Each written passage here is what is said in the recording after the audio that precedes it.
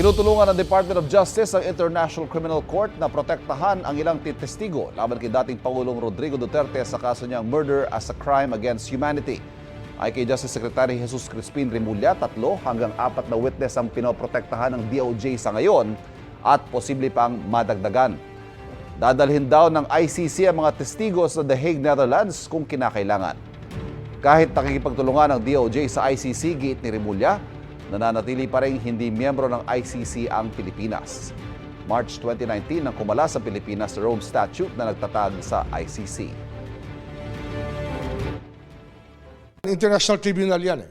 And sabi ko nga, 9581, we already chose not to pursue the cases and let the ICC pursue these cases.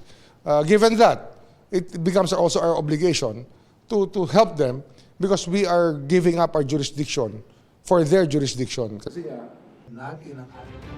Inilagak naman sa La Loma Cemetery sa Caloocan ang abo ng 4 na biktima ng umano'y extrajudicial killings bilang bahagi ng paghilom program. Ayon sa founder ng programa na si Father Flavie Villanueva, layo nitong alalahanin ng mga nasawi sa war on drugs, sabay panalangin na hindi na sana ito maulit. Ito na ay kalimang inurnment ceremony para sa mga biktima ng EJK. Bago yan, ipinahayag ng kampo ng mga biktima ng drug war sa ICC na tutol din sila sa hiling na interim release ni dating Pangulong Rodrigo Duterte. Sakali raw pagbigyan, matatakot ng mga testigo at kaanak ng mga biktima sa posibleng banta mula kay Duterte at kanyang mga taga-suporta. May access daw kasi ang dating Pangulo sa mga ebidensya kabilang ang pagkakakilanlan ng mga testigo.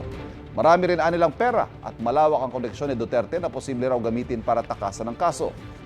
Sinisika pa ng GM Integrated News sa makuha ang panig ng defense team.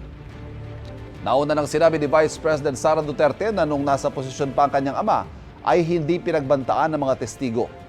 Ngayon pa raw kaya.